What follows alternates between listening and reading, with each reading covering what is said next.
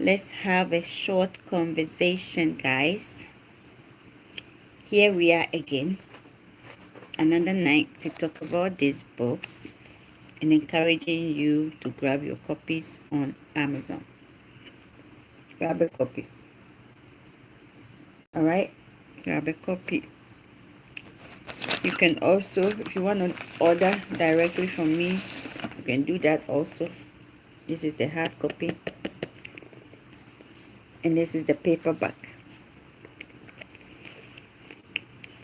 Breaking and Mending the Bonds, Healing the Hidden Wounds of Parental Alienation.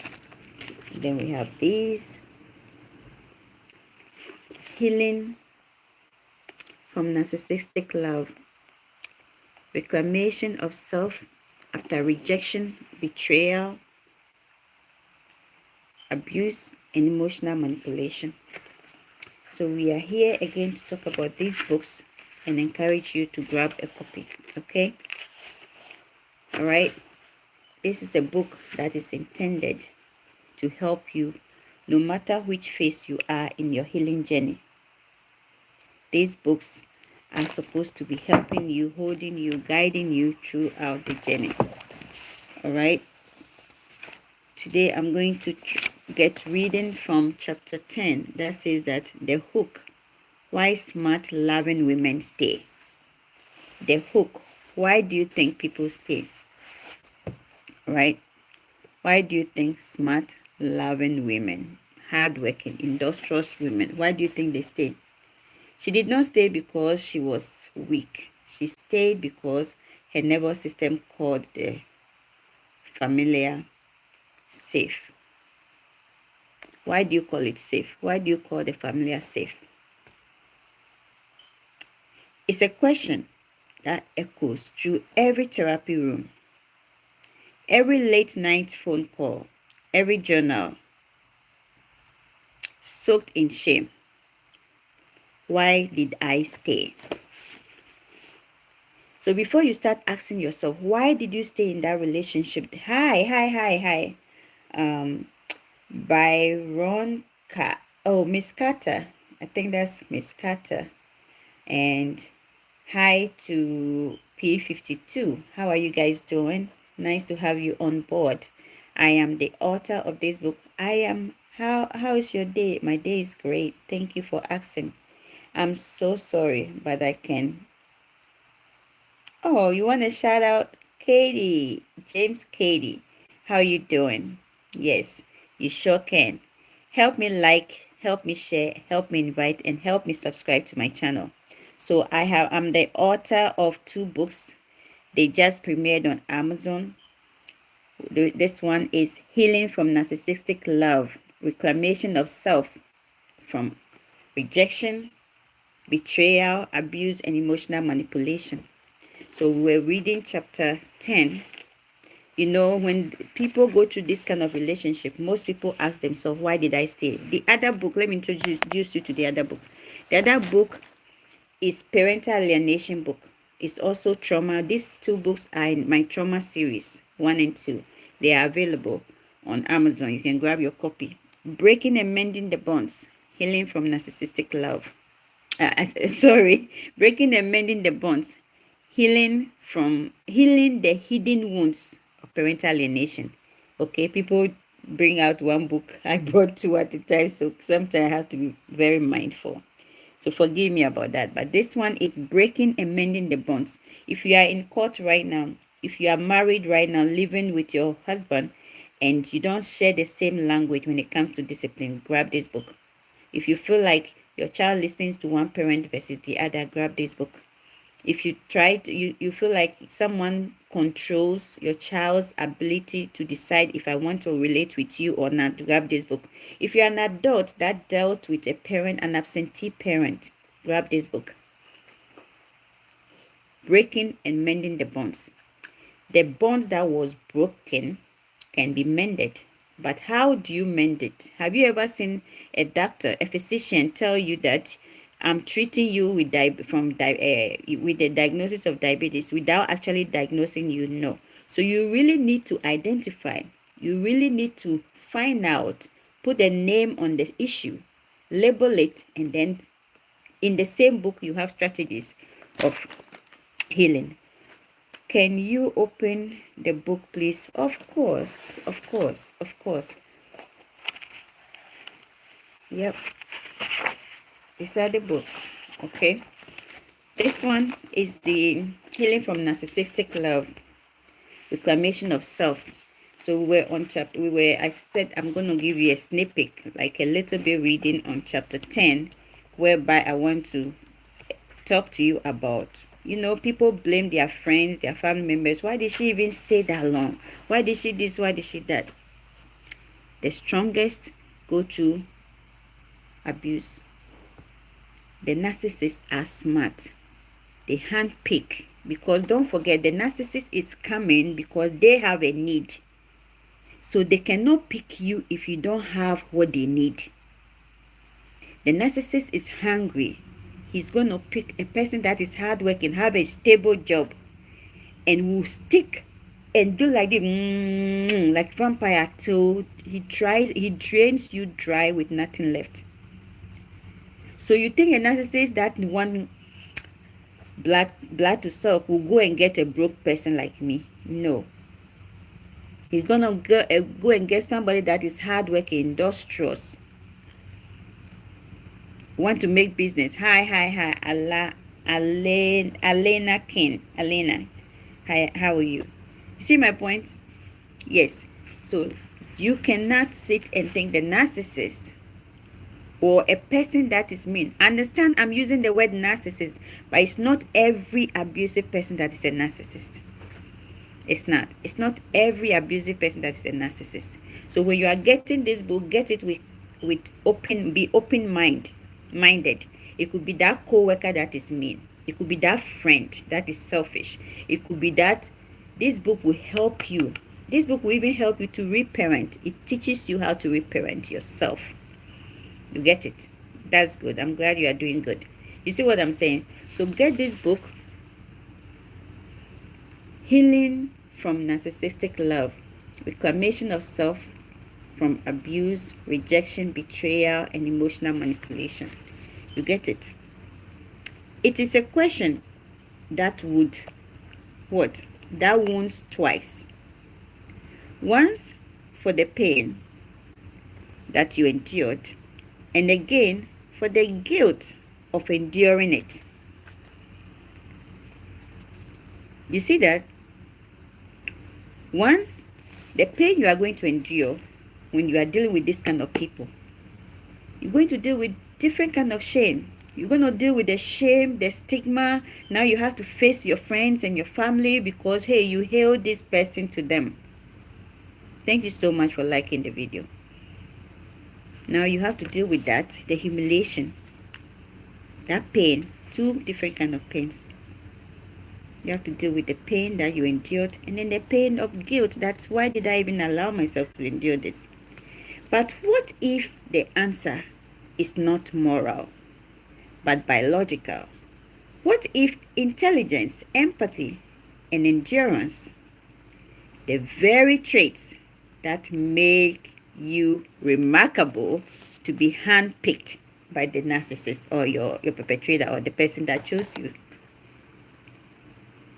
You understand? Are the same traits that kept you tethered, got you pulled in by him or her. The book is not stupidity. It is chemistry, compassion, and conditioning braided into survival. This book is making you feel loved. This book is written, giving you compassion. I'm hugging you in this book. The guilt, the shame that you're living with, thinking, it's all explained in this book. And at the end of the day, it brings you to chapter 10, right? At the end of chapter 10, you have the roadmap. From hook to healing. At first, when it started, you are in denial. You don't even know what to do. Oh no, he will change. Oh man, don't we all make that excuse? So the first phase is denial. You rationalize the harm. Oh my God. You made excuses. You made it seem like, oh, this person is perfect. In fact, when your friends will come and tell you, let me tell you, I had a girlfriend. I told you it's not just a relationship. I have a girlfriend, right? That someone told me, every day you get up and that your friend, that, and she will call that witch of your friend. I made excuses for Lily. I made excuses for Lily. I made excuses for this girlfriend of mine. We were high school friends. We finished high school together.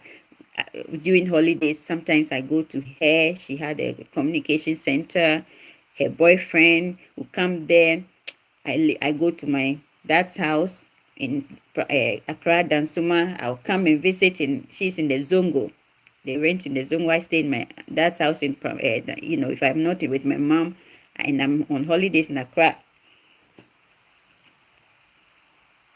I came to US, married. She stayed with me a little bit. Then she moved with a then boyfriend, husband, now ex-husband. So you can imagine the long history we shared together. So there was nothing this man would tell me about this, my friend, that I was believing him. I will make excuses for Lily. I will make excuses for Lily. Do you know that when I was going court throughout the parental alienation phase, the custody battle, the the divorce phase, everything I was discussing to her, she's the one exposing it to my ex-husband. She is. So understand that this book helps you beyond your intimate relationship. This book helps you beyond your intimate relationship.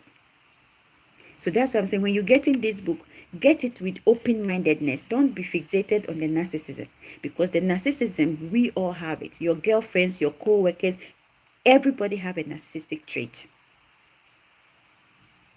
But this book will teach you so much. So you see, you make so much excuse. That my friend, oh, I made excuse. But Henry will tell me that that mommy baby for that your friend, that woman, which woman that you call your friend. Not knowing he talks to my friend, and the based on the things my friend says, no, he know that that is not my friend. This is somebody I put as my emergency contact. Everything I will make excuse for her. Oh, I made excuses for her. My marriage failed. Her marriage failed. Oh, she made it seem like my marriage failing was the worst thing that ever happened. Because what? She went to Dubai to recruit a husband and brought to America. Not until 3 days ago, I didn't even know that that man ended up having stroke here in America with her, and she shipped the man back to his family. The man ended up passing away. And when she went to the funeral, the man's family said she was never legally married, customarily and legally married in our Ghana culture by the man. And then when the man was sick, you brought him. So they did not let her get close to the funeral. They didn't see her as a family member, let alone as letting her see the corpse of the man, the dead body. Can you imagine that? This, even in the high school platform, she would drag me, she would try to humiliate me so that she would stay relevant, so that people will gravitate towards her. And me, I'm a person that don't like competition, because I feel like I am the competition. I am my own league. I am confident in my own self. I am my own competitor. I don't compete with people, because the race is of the Lord's. It's not mine. And God knows my ability. So God didn't set me to come and compete with people. When you are in that classroom in Africa, when you have 81 and someone have 79, you are happy. It doesn't work the same in America. In America, you are fighting to not drop. If you are in nursing school especially, you are fighting to not drop below that 75. You want to even have high so that you can save some of your points in case one of the exams become more difficult. and you need extra mark to support that, so you can pull you up to pass. So why would you be competing with someone? If the person pass with 2 and you pass with 1, at the end of the day, both of you is a pass. So you should always focus on your achievement than comparing your achievement with somebody else. You see that? I'm not sharing this story because I'm happy. I'm sharing this story to tell you that as long as you are in this life, hello, puppy, anything can change in your life. As long as you are breathing, happiness can find you, sadness can find you, associations can find you, opportunities can find you, and also harm can find you. It's the grace of God that is keeping us. So we must learn to be kind to one another. We must learn to not compete ourselves, with each other. We must learn rather to hold each other up and stand in solidarity with each other. So I'm standing in solidarity with you, whichever phase you are in your healing journey. Whether you're just going through it, whether you just going through it, but you figured out this is not going to be me. If I want to stay here, I'm going to be unalived. I need to take an action. Whichever phase you are in the healing journey, this book will meet you. This is me. This book is written with, I'm very intentional and I'm very compassionate. I wrote this book with so much compassion, holding you tight, giving you a hug through this book. So you see, like I just explained, I was denial. That is my girlfriend, though. I was denial that she's the one that is choking me.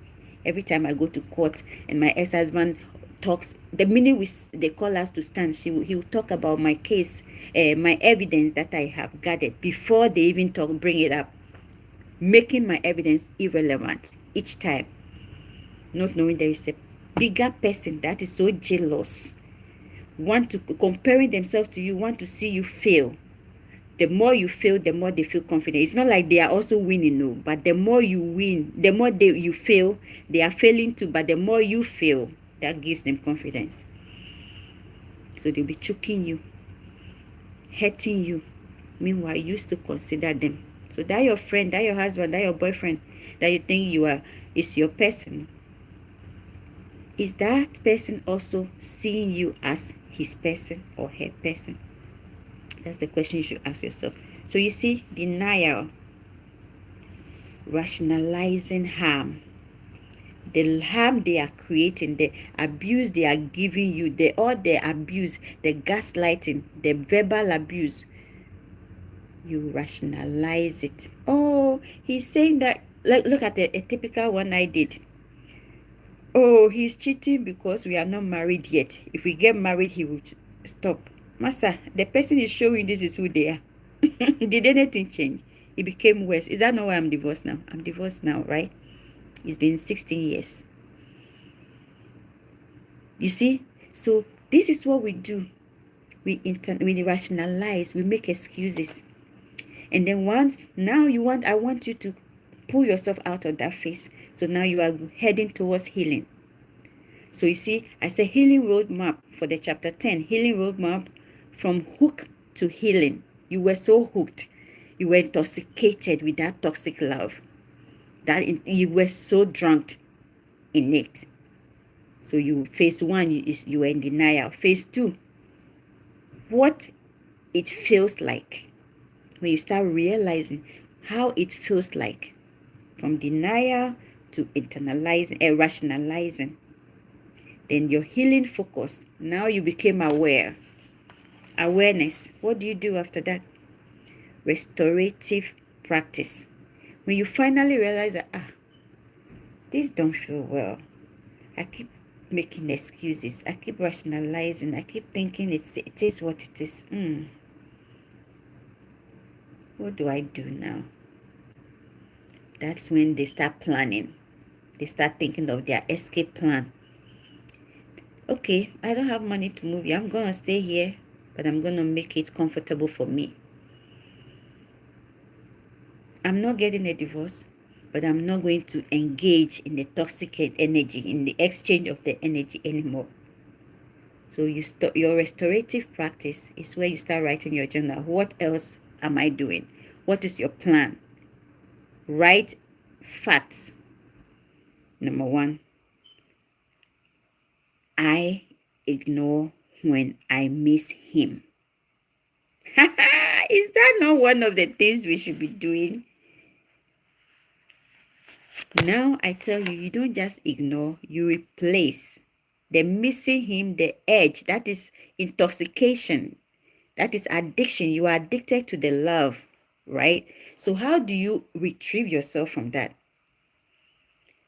Example I gave is I ignore when I miss him.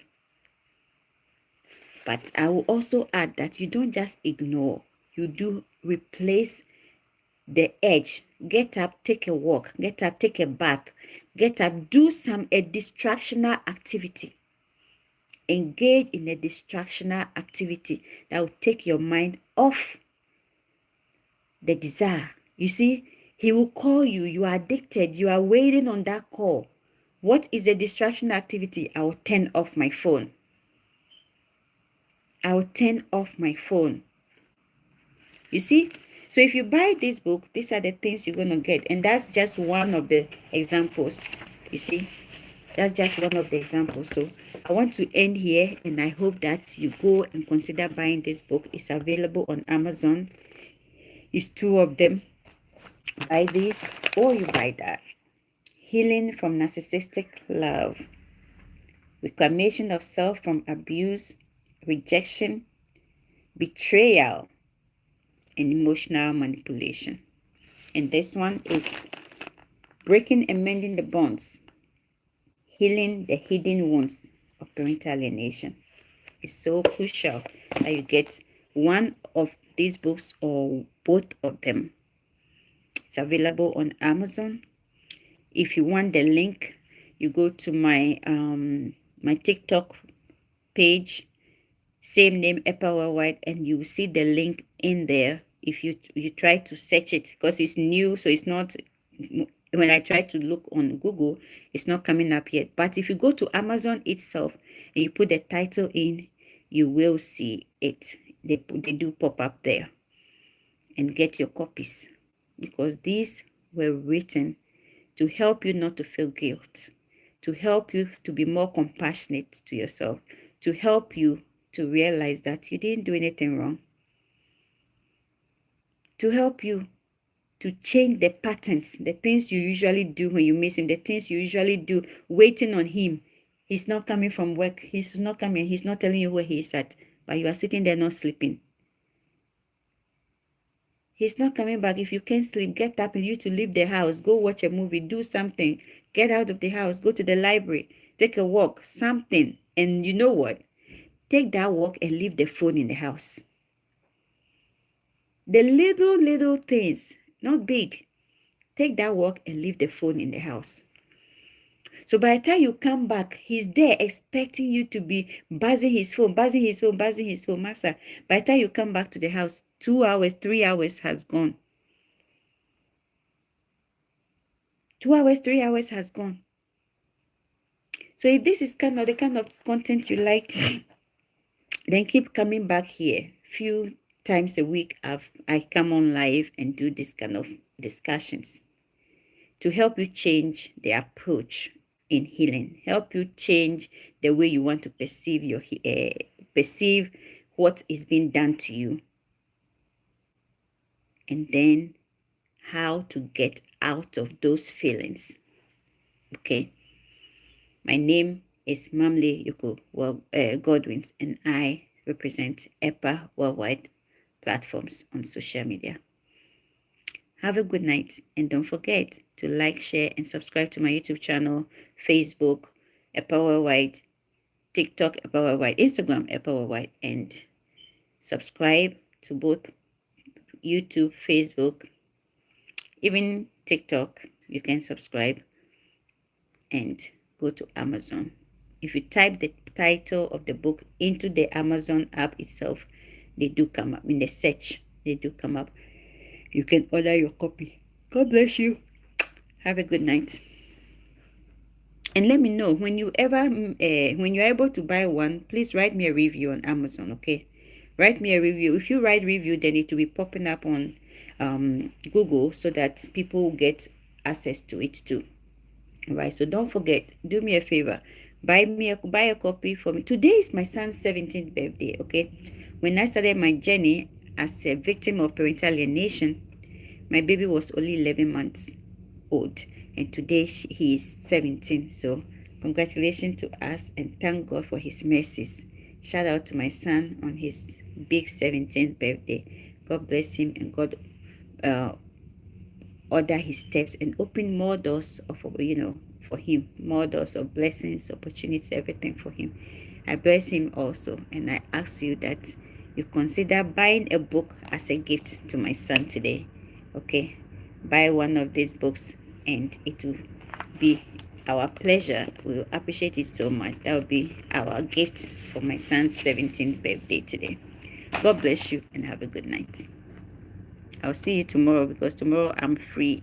I have a class during the day, but I'm free in the evening. So I'll see you tomorrow night also. Okay, we can do another short live. Have a blessed night.